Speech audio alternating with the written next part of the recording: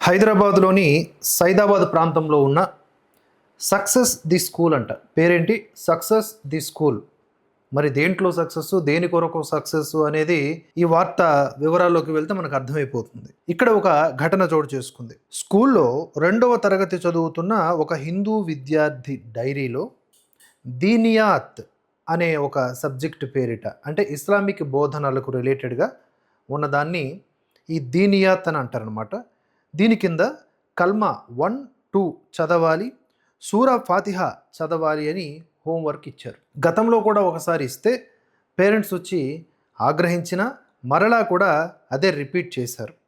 July 11, 15 తేదీల్లో డైరీలో రాసి ఉన్న ఈ అంశాలను గమనించినటువంటి విద్యార్థి తల్లిదండ్రులు, బంధువులు షాక్ అయ్యారు.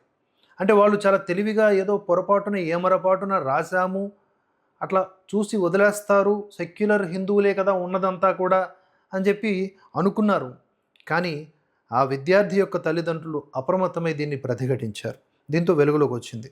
6 ఏళ్ల చిన్నారికి వేరే మతానికి సంబంధించిన ప్రార్థనల్ని హోంవర్క్గా ఎలా ఇస్తారని చెప్పేసి వారు స్కూల్ వద్దకు వెళ్ళి యాజమాన్యాన్ని ప్రశ్నించారు. చార్మినార్ జోన్ డీసీపీ ఖరే కిరణ్ ప్రభాకర్ ఈ ఘటన మీద స్పందించారు.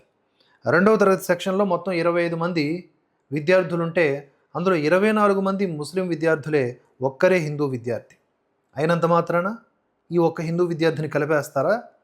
రాశారా రాజ్యాంగంలో అట్లా? లేకపోతే రాసుకున్నారా మీరు కొత్తగా ఏమన్నా?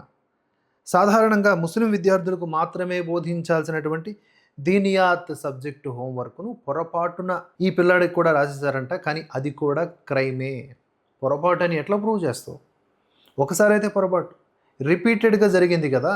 అలాగే ఇప్పుడు గమనించండి, అది ఒక సెక్యులర్ స్కూల్, 24 మంది అంటే మెజారిటీ ముస్లిం విద్యార్థులు ఉన్నారని చెప్పేసి ఇస్లామిక్ బోధనలు చేసేస్తున్నారు.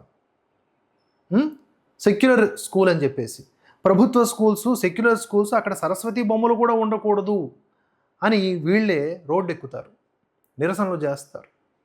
కార్యాలయాల్లో ఎక్కడ కూడా హిందూ దేవీ దేవతల బొమ్మలు ఉండకూడదని కూడా ఈ మధ్య మూర్ఖులు బయలుదేరారు. ఆది నుంచి ఒక విధానం వస్తుంది కదా, దానికి అడ్డు తగిలి, ఆ సంప్రదాయాలకు అడ్డు తగిలి కొత్త రూల్స్ పెడతారు. కానీ వీళ్ళు ఒక ప్రైవేటు విద్యా వ్యవస్థల్ని నడుపుతూ అక్కడ మెజారిటీ వారి వర్గానికి సంబంధించిన వారు రాగానే ఎట్లాంటి వ్యూహాలను అమలు చేస్తున్నారో చూడండి. వీడియో ఎండ్లో విహెచ్పి అధికార ప్రతినిధి రావినూతుల శశిధర్ గారు చాలా గట్టి విషయాలు చెప్పారు. చాలామంది అప్రమత్తం అవ్వాల్సినటువంటి విషయాలు చెప్పారు. అది నేను ప్లే చేస్తాను, చూడండి. ఇక తల్లిదండ్రుల ఫిర్యాదు మేరకు నిరసనల నేపథ్యంలో స్కూల్ యాజమాన్యం తక్షణం స్పందించింది. హోంవర్క్ ఇచ్చినటువంటి ఉపాధ్యాయురాలు షేక్ అయేషా పర్వీన్ను విధుల్లోంచి తొలగించింది తాత్కాలికంగా. ఇదంతా డ్రామాబాజీ కావచ్చు. భవిష్యత్తులో సక్సెస్ గ్రూప్ ఆఫ్ ఎడ్యుకేషన్ ఇన్స్టిట్యూషన్లో ఆమెకు ఎక్కడా ఉద్యోగం రాకుండా శాశ్వతంగా అనర్హురాలిగా ప్రకటిస్తూ లేఖను జారీ చేసింది. ప్రస్తుతం ఇటువైపు నుంచి వచ్చినటువంటి ప్రతిఘటన మూలాన తీసుకున్నటువంటి ఒక చర్యగా మనం దీన్ని భావించవచ్చు. ఇది కేవలం పొరపాటున జరిగిందే తప్ప ఉద్దేశపూర్వకం కాదని యాజమాన్యం వివరణ ఇచ్చుకుంటోంది.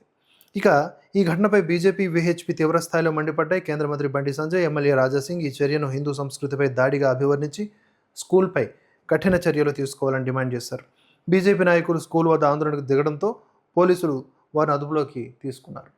కొంతమంది అడ్వకేట్స్ కూడా వెళ్ళారు, కరుణాసాగర్ గారు లాంటి వాళ్ళని కూడా పోలీసులు అడ్డుకున్నారు. అయితే స్కూల్ యాజమాన్యం వెంటనే ఆ టీచర్ని తొలగించడంతో విద్యార్థి తల్లిదండ్రులు సంతృప్తి చెందారని, స్కూల్ యాజమాన్యంపై ఎలాంటి అధికారిక ఎఫ్ఐఆర్ నమోదు చేయలేదని పోలీసులు వెల్లడించారు. ఇది సమాచారం.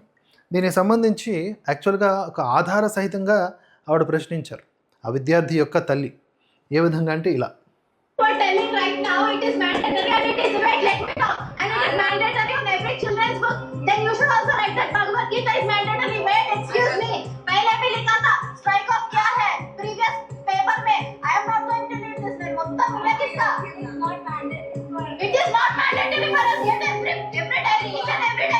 స్కూల్కి వచ్చిండో ఇంట్లో కూర్చుంటో డైరీ చూపించిండు హోంవర్క్ చేయాలని చెప్పేసి. డైరీ చూపిస్తే ఇక్కడ ఏదో రాస్తుందని చూపిస్తే చూస్తే రీడ్ 1-2 కల్మా, ఇంకా రీడ్ అని చెప్పేసి కొన్ని ఉన్నాయన్నమాట డైరీలో. నాకు అర్థమైతేనే అసలు ఒక అబ్బాయికి 6 years ఇయర్స్ బాబు, సెకండ్ క్లాస్ బాబుకి ఈ ప్రాక్టీసెస్ అన్ని ఎందుకు చేపిస్తున్నారు? మీరు ఇండైరెక్ట్ గా ఇట్లా ప్రాక్టీసెస్ చేసి మేము కావాలని రాయలేదు, మేము బై మిస్టేక్ రాసినామంటే ఎంతవరకు తీసుకుంటాం? ఆల్రెడీ ఫస్ట్ ఒకసారి రాసిరు, ఇప్పుడు ఈ రోజు కూడా రాసిరు, ఈ రోజు కూడా రాసి ఫతే చదివియండి, అదేదో సబ్జెక్ట్ ఆ పేరు నాకు కూడా తెలియదు, ఆ సబ్జెక్ట్ పేరు వేసి రాసి ఫతే చదవండి అని చెప్పి రాస్తున్నారు. అసలు వాడి ఏజ్ ఏంది, వాడి రిలీజన్ ఏంది అంటే అదొక టైప్ ఆఫ్ గ్రేట్ మార్క్స్ లాగానే ఫీల్ అయినా. ఇది ఇంకా ఈ ఒక్క డిపార్ట్మెంట్ లోనే అవుతుందా? ఇంకా సక్సెస్ఫుల్ సైరాబాద్ ఇంకా వేరే వేరే బ్రాంచెస్ కూడా ఉన్నాయి, కాలేజెస్ కూడా ఉన్నాయి. ఇంకా వీళ్ళకి అసోసియేట్ అయిన వాళ్ళు ఎంత మందితో నాకు ఎన్ని రాస్తున్నారో మనకి అసలు ఐడియానే లేదు. ఈ రోజు నేను డైరీ చూస్తున్నా కాబట్టి రియాక్ట్ అన్నాను, ఒకవేళ డైరీ అసలు రియాక్ట్ కూడా కాకపోతుండే. ఇది పరిస్థితి. ఇప్పుడు ఆ తల్లిదండ్రులు కొంచెం అప్రమత్తంగా ఉన్నారు కాబట్టి సరిపోయింది. కానీ ఆ చిన్నారి మెదడులో ఇప్పటి నుంచే మతాన్ని నూరు పోస్తే వీళ్ళకున్నటువంటి ఎజెండాల్ని లేదా వాళ్ళకున్న మత మార్పిడి వ్యూహాల్ని ఎక్కిస్తే భవిష్యత్తులో ఆ పిల్లాడి ఇంటికి ఎలా వస్తాడు, ఏ విధంగా వస్తాడు? ఇప్పటికే కొంతమంది తల్లిదండ్రులు వాపోతూ ఉంటారు మా దగ్గర, మా పిల్లాడు కాలేజీకి వెళ్ళిన కొత్త రోజుల్లో బాగానే ఉన్నాడండి, కానీ కొద్ది రోజుల తర్వాత వేరే మతానికి సంబంధించిన పుస్తకాన్ని పెట్టుకొని వస్తున్నాడు, ఎవరితో మాట్లాడు, మూలను కూర్చుంటాడు, మేము పూజ చేస్తే చాలా అన్నాయింగ్గా ఫీల్ అవుతాడు, ఏం చేయాలో తోచట్లేదని. ఇంకొంతమంది తల్లిదండ్రులు అయితే వారి ఆడకూతుళ్ళ గురించి ఆందోళన చెందుతూ ఉంటారు.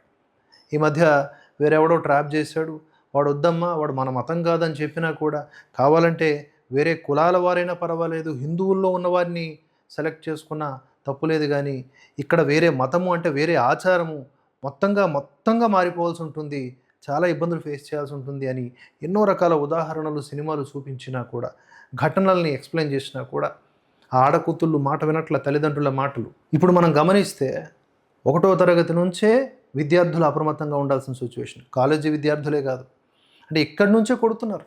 అంటే వాళ్ళకి ఎక్కడ అవకాశం ఉంటే అక్కడ ఈ మతోన్మాదులు వారి యొక్క వ్యూహాల్ని పన్నుతూ ఉన్నారన్నమాట. అందుకే ఈ సందర్భంగా ప్రతి ఒక్క తల్లిదండ్రులు కూడా చాలా అప్రమత్తంగా ఉండాలి, ఇంకా జాగ్రత్తలు తీసుకోవాలి. ప్రతి క్షణం వాళ్ళ మీద ఒక రాడార్ లాగా ఉంచాలి. ఎవడు ఏ రూపంలో వచ్చి ఎలా మాటు వేస్తాడో, ఎలా మాయ చేస్తాడో తెలియదు కనుక అంత జాగ్రత్తగా ఉండాల్సిన దుస్థితి వచ్చేసింది. వెళ్తున్నాడు స్కూల్కి, వస్తున్నాడు స్కూల్ నుంచి అని అనుకోవడానికి లేదు ఇప్పుడు. అలాగే సాంస్కృతిక కార్యక్రమాల పేరిట ఎలాంటివి చేస్తున్నారు, ఎలాంటివి ఆర్గనైజ్ చేస్తున్నారు, దాంట్లో ఎలాంటి వేషాలు వేయిస్తున్నారు, ఇది కూడా మనం తెలుసుకోవాలి, గమనించాలి, అవసరమైతే నిలువరించాలి ఏవైతే అగైనిస్ట్ ఆఫ్ హిందూయిజం ఉంటాయో. అలాగే ముఖ్యంగా సమ్మర్ హాలిడేస్ టైంలో తల్లిదండ్రులు కూడా కాస్త మరి ఊరట కలుగుతుందనో రెస్ట్ దొరుకుతుందనో ఏం చేస్తారంటే కొంతమంది క్రిస్టియన్లకు సంబంధించినటువంటి చర్చిలకు పంపిస్తూ ఉంటారు. వాళ్ళ ప్రార్థనా మందిరాలకి ఏమన్నా అంటే సండే క్లాసెస్ ఏమో అంటారనమాట. వాళ్ళు వారంకి ఒకసారి అక్కడ పంపించేస్తారు. వాళ్ళు ఏం చేస్తారు, వాళ్ళ మతాన్నే నూరిపోస్తారు పిల్లలకి, ఆటల పేరిట, పాటల పేరిట, మ్యూజిక్ పేరిట, డ్యాన్సుల పేరిట. వాళ్ళు ఈజీగా అట్రాక్ట్ అవుతారు. అట్లాంటి ప్రలోభాలకి పిల్లల్ని గురి చేయకుండా, ఎలాంటి అజాగ్రత్తలో మనం ఉండకుండా ఈ ధర్మాన్ని, దేశాన్ని కాపాడుకోవాలి. పిల్లల్ని కాపాడడం ద్వారా అది జరుగుతుంది, ఇది గుర్తుపెట్టుకోండి. అండ్ విహెచ్పి రావినూతల శశిధర్ గారు చాలా క్లియర్గా చెప్పారు. హెచ్చరిస్తున్నటువంటి కొన్ని మాటలు తప్పకుండా అవి వినండి. సైదాబాదు సక్సెస్ స్కూల్ లోపట 2వ తరగతి విద్యార్థులకు బలవంతంగా కల్మా చదివించేటువంటి సంఘటన ఏదైతుందో ఇది దేశంలో జరుగుతున్నటువంటి స్కూల్ జిహాద్, కల్చరల్ జిహాద్లో భాగంగానే జరుగుతూ ఉంది. పహల్గామ్ లోపట తీవ్రవాదులు కల్మా వస్తుందా రాదా అని ఏ విధంగానైతే హిందువులను హత్య చేసిండ్రో అదేవిధంగా స్కూళ్ళ లోపట కల్మా బలవంతంగా హిందూ విద్యార్థులకు నేర్పించి ఈ దేశం యొక్క సనాతన ధర్మం పైన దాడి చేసే ఒక తీవ్రవాద భావజాలమే స్కూల్ జిహాదు, కల్చరల్ జిహాదు. రాజ్యాంగ వ్యతిరేకంగా, చట్ట వ్యతిరేకమైనటువంటి ఈ చర్య పైన పోలీసులు క్రిమినల్ కేసు నమోదు చేయాలా, విద్యాశాఖ ఆ స్కూల్ యొక్క గుర్తింపు రద్దు చేయాలా, అదేవిధంగా రాష్ట్ర మరియు జాతీయ బాలల హక్కుల పరిరక్షణ కమిషన్ సుమోటోగా ఈ కేసును స్వీకరించాలి. మేము కూడా ఫిర్యాదు చేయబోతా ఉన్నాం. అనేక సంఘటనలు దేశం లోపల వెలుగు చూస్తూ ఉన్నాయి. స్కూళ్లలో విద్యార్థుల లోపల బలవంతంగా ఏ రకంగా ఇతర యొక్క మతాలను రుద్దుతున్నారు. ఇప్పటికే మదర్సాలలో వెలుగు చూసినటువంటి విషయాలు ఆందోళనకరం. దేశ వ్యతిరేక భావజాలము, హిందూ వ్యతిరేక భావజాలము, తీవ్రవాద భావజాలాన్ని నూరిపోస్తున్నటువంటి వందల సంఘటనలు మదర్సాల కేంద్రంగా జరిగినాయి. జాతీయ దర్యాప్తు సంస్థ NIA అనేక కేసుల లోపల దర్యాప్తు చేస్తూ ఉంది.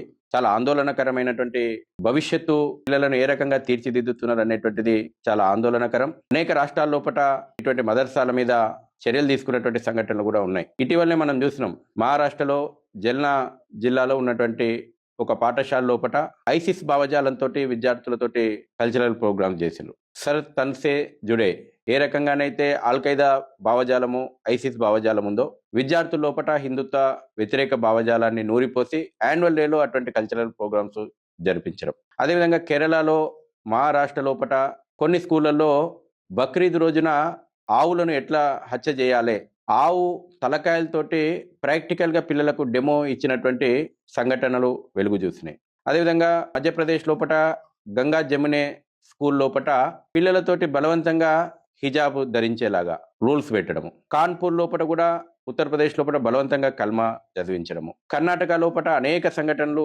స్కూళ్ళలో ఇటువంటి వెలుగు చూసినాయి. కాబట్టి ఇటువంటి సంఘటనలు అన్ని చూసినప్పుడు చాలా స్పష్టంగా దీని వెనకాల కొన్ని యాజమాన్యాలకు దర్యాప్తులో తేలినటువంటి వాస్తవం, కొన్ని ఇటువంటి స్కూల్ యాజమాన్యాలకు ఐసిస్ తోటి సంబంధాలు ఉన్నటువంటి విషయం కూడా వెలుగు చూసినటువంటి విషయాలు మనకు కేరళ లోపల పీస్ ఇంటర్నేషనల్ స్కూల్ విషయం లోపల వెలుగు చూసింది.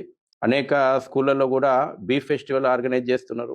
మధ్యప్రదేశ్, కేరళ, మహారాష్ట్ర లోపల వెలుగు చూసినటువంటి సంఘటనలు, పిల్లలతోటి బలవంతంగా బీఫ్ తినిపించేటువంటి కార్యక్రమాలు నిర్వహించిన సంఘటనలు వెలుగు చూసినాయి. అంతేందుకు మన తెలుగు రాష్ట్రాల్లో ఉన్నటువంటి పేరు మోసినటువంటి కార్పొరేట్ విద్యా సంస్థ శ్రీ చైతన్యలో కూడా పిల్లలకు సెక్షన్ల పేరు మొఘల్స్ సెక్షన్ అని పెడతారు. మొఘల్స్ను గ్లోరిఫై చేసి చూపెట్టేటువంటి ప్రయత్నం చేస్తారు. ఈ దేశం మీద దండయాత్ర చేసి, ఇక్కడి ప్రజల మీద దోపిడీ చేసి, ఇక్కడ మహిళలపైన అకృత్యాలు చేసి, ఇక్కడ దేవాలయాలను ధ్వంసం చేసినటువంటి నరరూప రాక్షసులను ఆదర్శంగా పిల్లలకు చూపెడతారు. క్లాస్లో సెక్షన్ పేరు మొఘల్స్ సెక్షన్ శ్రీ చైతన్య స్కూల్ లోపల మేమే స్వయంగా ఫిర్యాదు చేసినాం. కాబట్టి ఇది ఒక కుట్రపూరితంగా జరుగుతున్నటువంటి కుట్రలు. ఇవన్నీ కూడా ఏదో ఆషామాషిగా వెలుగు చూసినటువంటి వ్యవహారాలు కాదు. స్కూల్ జిహాద్ నడుస్తుంది, కల్చరల్ జిహాద్ ఈ దేశం లోపల నడుస్తుంది. జిహాద్ అనేక రూపాల లోపల ఉంది. అనేక రూపాల లోపల ఈ దేశం మీద, ధర్మం మీద దాడి చేస్తూ ఉంది. చూస్తాం, హైదరాబాద్ పోలీసులు హెచ్-ఫాస్ట్ విభాగం ఏర్పాటు చేసిన తర్వాత ఫుడ్ జిహాద్ ఏ రకంగా వెలుగు చూస్తూ ఉందో, ప్రజల మీద విషపూరితమైనటువంటి పదార్థాలను తిండి రూపం లోపల ఎట్లా అందిస్తూ ఉన్నారు. అదేవిధంగా ఇటువంటి ఒక కల్చరల్ జిహాద్, స్కూల్ జిహాద్ ఇప్పుడు వెలుగు చూసింది. విద్యాశాఖ ఈ స్కూల్ జిహాద్ మీద కఠినమైనటువంటి చర్యలు తీసుకోవాలి. తెలంగాణ ప్రభుత్వం కూడా స్పందించి కఠినంగా వ్యవహరించాలా. తల్లిదండ్రులు కూడా తాము చేర్పించేటువంటి స్కూళ్ళలో విద్యార్థులకు ఏం చెప్తా ఉన్నారు, ఏ రకమైన ఇటువంటి విద్వేషపూరితమైనటువంటి మన ఇంట్లో ఉన్నటువంటి పిల్లలనే హిందుత్వానికి వ్యతిరేకంగా తయారు చేయడం అంటే మన కుటుంబానికి వ్యతిరేకంగా, మన ధర్మానికి వ్యతిరేకంగా, మీకు రాబోయే రోజుల్లో తల్లిదండ్రులకు వ్యతిరేకంగా తయారు చేస్తున్నటువంటి కుట్రలు జరుగుతూ ఉన్నాయి. ప్రతి తల్లిదండ్రులు కూడా ఈ విషయం లోపల జాగరూకతతోటి ఉండాలని చెప్పి మేము కోరుతా ఉన్నాం.